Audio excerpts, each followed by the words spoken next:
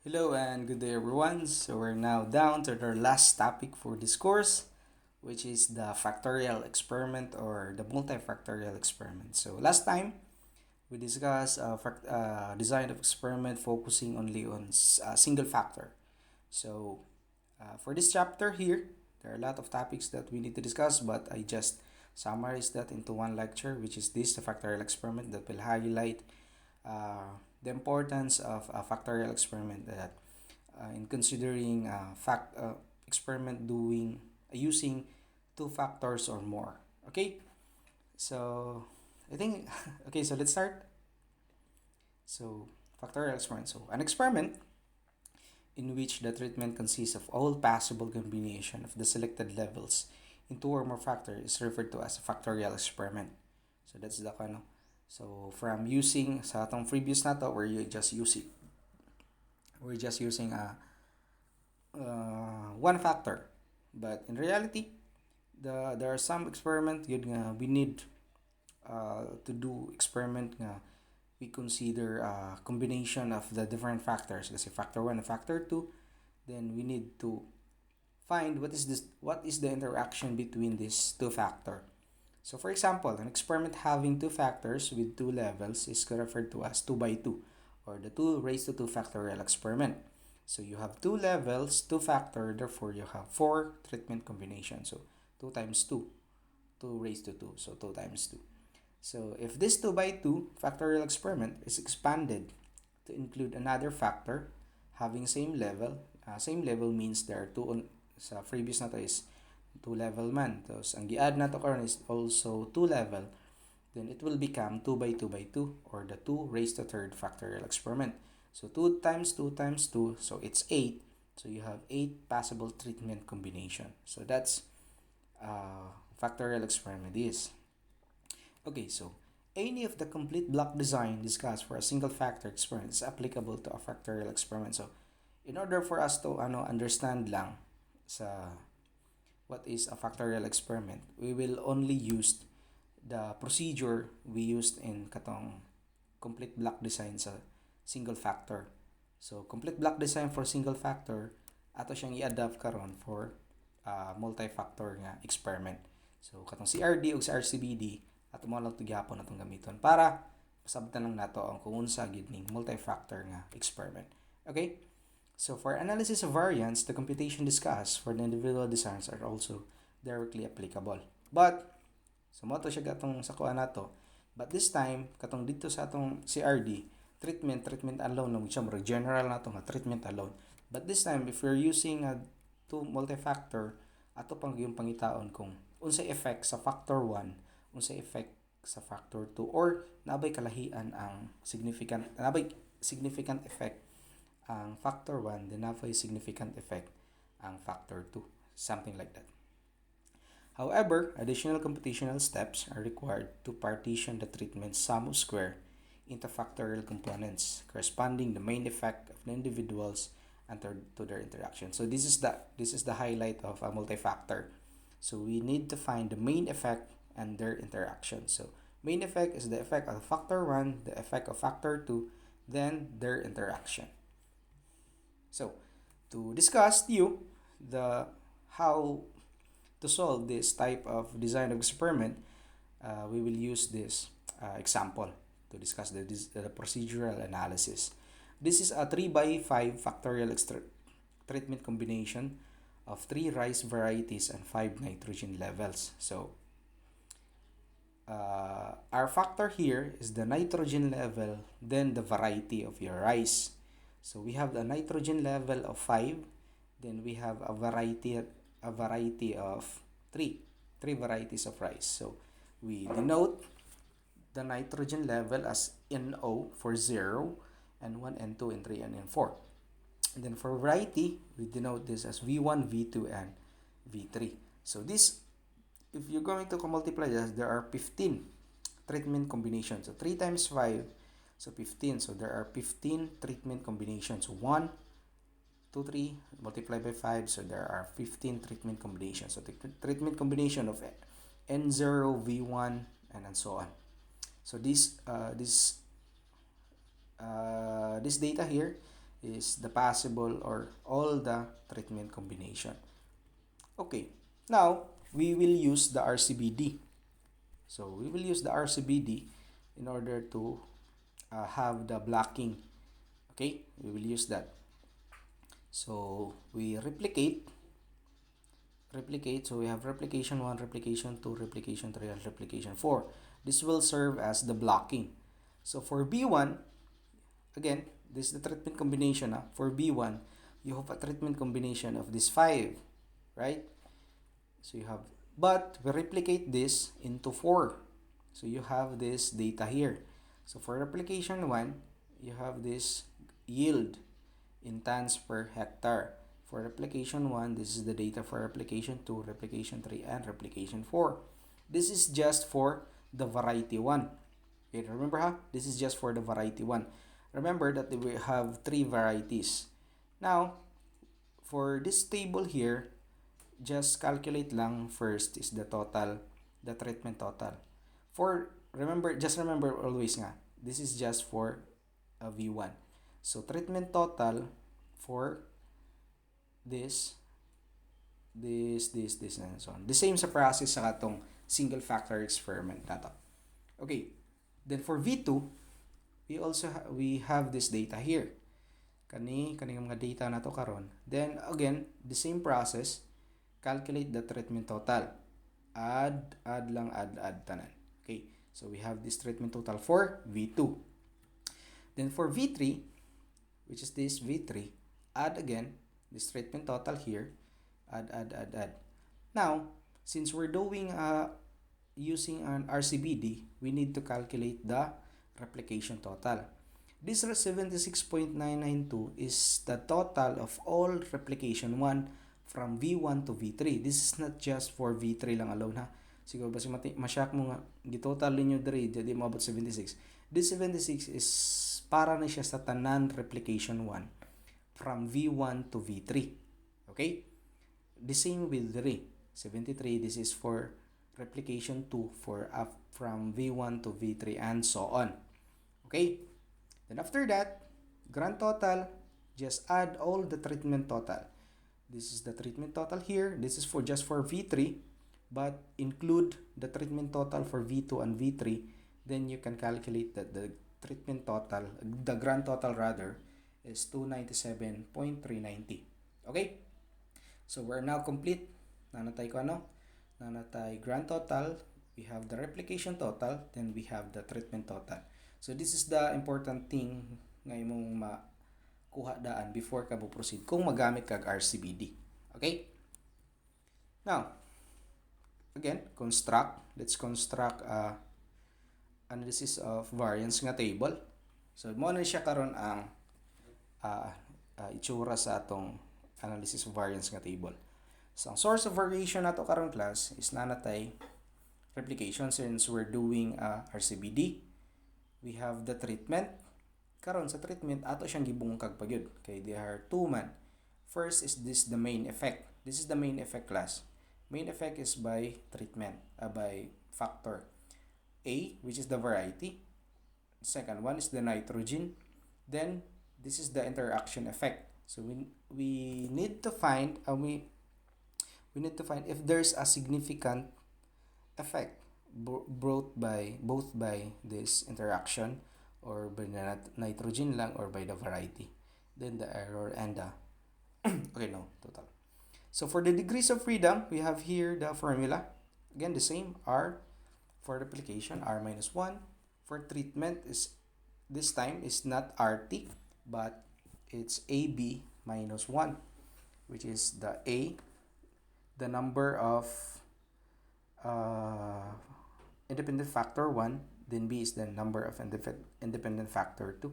So if you have 3 factors, you put this another variable here, a C. Let's say for C.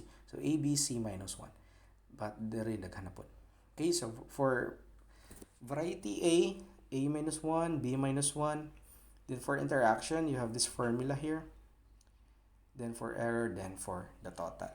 So after that, we need to calculate the sum of square. So for sum of square, the same process with the single factor. we need to calculate the correction factor again. So the purpose of correction factor again is to correct it is a correction siya para ang variance is measured from the mean. Okay, so for correction factor, we have this formula. Nalahi na siya ganina. Katong ganina is RT. But it's actually RT yapon because T is just equal to AB. Treatment is just equal T. T is just equal to AB. So RT yapon siya. So but to make more kuan gid siya para masabtan kung ugyon sa. So RAB. Number of the factor A, factor B. Okay? So you have a correction factor of this value here. Then for total SS, for the total sum of square, the same process. The sum of squared, but it's quite mas daghan gid siya kay daghan man tog value nga atong gigamit ganina. So katotanan i-squared lang to nimo minus i-add dayon. Minus nimo siya sa correction factor. Then ana kay total SS. After that, proceed na pud ta kay since RCBD siya, ato lang buhaton ng replication SS. Again sa replication, i-squared lang nimo ang tanan replication total divide by AB. Which is AB is just the T. Katong sa previous nato, T atong gibutang diri kay we're using one factor ramang pod. But diri this time AB akong gidenote lang para makita nga ang treatment is just equal to AB. So minus na siya sa correction factor, you have a replication SS of kani. Then for treatment again, is just equal sa squared sa all the treatment total. Squared lang to nimo, divide mo by replication. Then minus sa correction factor, then you have this total for treatment. Then you calculate the error SS by just subtracting the total SS minus the replication minus the treatment. So you have an error SS of 6.353. Now, based on kaning data class from kaning error, treatment, and we can calculate the mean squared. So I will not show na lang sa solution sa pag-calculate sa mean square, but to calculate mean square is just sum of square divided by degrees of freedom. So 2.599 divided by 3. So 8.866. 44.50 divide 14. So mo ni siya 6.353 divide 42. So mo ni siya ang total. Now, this is the partial. Okay, again. So now this is the partial na analysis of variance table. So we computed this F value here by dividing 0.866 by the error, 3.184 by this error again. Then we compare this using the tabulated F value from 5% and 1% using this degree of freedom. First is 3 and 42, then 14 and 42. So if ever that just like this, you cannot find 42 in the book and 14 in the F table. So you need to interpolate. So in order to find the value for this 5% and 1%. So this is the partial. So by comparing this, we can find that it is highly significant. So therefore, there's a significant difference between each treatment. So there's a defect. So we need to find which of those treatment no. But first is we need to find what is the effect of every independent variable for treatment A and treatment B, and what else? Okay, so that's it. So we need to reconstruct our table in the form of this. So from katong table nga tong gibuhat last time katong dito sa pinaka-primero, ma-change na siya into this. So this is just a NO or the number the treatment on the factor A, factor V. So i-total lang ito tanan. This is the treatment total. The treatment total for NO V1 and N1 V1. The treatment total, this value here is the treatment total. Then just add the nitrogen total or the total B. Just add this here, kanitanan dere. Kanitanan.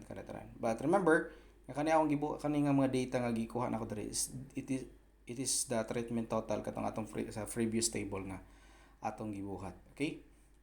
Then add for in order to calculate the variety total A, B, and B. So after that, balik ta sa katong pag-calculate sa sum of square. So this time for identifying the or determining the main effects and interaction. So first is the ASS, the sum of square for A. Katong A nga nakuha nato from here. Kaning A total diri, A total. So ato siyang i-calculate divided by the RB minus the correction factor. The same procedure lang siya but nag-vary lang siya with this formula here. So you can calculate that ASS is 1.052. Then BSS, the same procedure. Ang squared lang nimo is kanina rin na pod, kaninga part. Then calculate lang, divide by RA. Then BSS is 41.234. So ASS, the interaction between interaction of A, B, SS is just treatment SS minus ASS minus BSS. So interaction AB is just equal to kani, so 2.292. So i-plug in nato siya karon. I-plug in nato siya sa atong table. Kani atong nadungag na variety and nitrogen then interaction nila. So muna itong na-calculate nga A lang sum of square, divide lang by the degrees of freedom nila, then you can calculate the mean square. Then kaning mean square, i-divide nato siya by error, then makakalculate ta og ilang computed F value. Now, kaning computed F value nila, i-compare na po nato ni siya sa tabular, which is kaning tabular is gikan na po ni siya didto sa atong F table. To find this, again, use this degrees of freedom. Ang partner always, kung dari ka magkuha, kani nga value dari, degrees of freedom ani versus error, kani versus error, kani versus error. Then you have this value. Now, compare din nato siya. So, first is ang variety, which is this is the main effect na.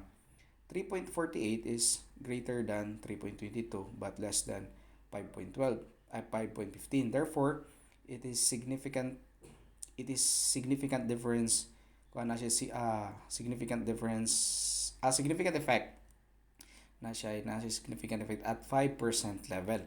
But sa nitrogen karon na siya 68 which is higher gid siya compare sa 5%. So na siya highly significant at 1% level. But sa tanaw na to ang interaction niya, since ang interaction niya is walay NS siya, so therefore not significant. So which means walay interaction ni ang isa, so which means nga kung na-effect ni siya, dili ni siya maka-apekto sa nitrogen, or ang nitrogen pag mo increase ang nitrogen dili maka-apekto sa variety. So mo na siya ang interaction. So but kung main effect alone, makakita ta nga na-effect di ay kung maglahi-lahi ang variety. Tapos makita po na to na-effect kung maglahi ang level sa gi-apply nga nitrogen. Pero wala siya effect, interaction effect. Wala nakita nga effect nga kung mo change ang variety, mo change ang nitrogen, makita nga na ay significant effect into the yield. Okay? So that's the good. So if we will do a post-hoc analysis again class, katong ko gingon ako nga makita kung unsa nga variety, unsa pod nga nitrogen level ang nagi pinaka highly significant nga effect. So kuha na siya, makita gyud nato diha. Okay, so for example nga natay tulo ka factor, then we will not use the RCBD but si RD atong gamiton. So this is the outline of one. So this is the main effect, A, B, and C. Then the two factor interaction, so tulo naman ta atong pangitaan kung nabay interaction ang A ug B, ang A ug C ug B and C. So mo na siya nga magkataas mo ang problema pud sa multi-factor, magkadaghan imong factor, magkadaghan ang imong analysis ani magkadaghan ang imong experimental unit. Mo na nga ang ginabuhat una before ka mo conduct og mga inani is a screening process. Kibali You conduct a screening process para ma-screening mo kung unsa lang tong mga effective nga kuan, unsa tong mga kuan di ay naagi significant nga effect nga mga factor before ka mo kanda kani kay kung tanan factor nga kani tanan nga factor, let's say 5, imagine you need a 5 ani diri daghan kaayo siya plus ang imong experimental unit pila ka replication. So mo na nga kinakanda og experimental unit sa una. No, screening process. So mo na siya outline, no? Outline. So okay, so that's it. That's all for this kuan. This course. This is the last topic. So I attach again an activity. Problem set. There are two problems there to solve relating to this multi-factor. So it's a practice problem again for you to get ready for the upcoming exam for this course. And that's it. On behalf of the Kuan, thank you. And this is the last topic for this course. Thank you and goodbye.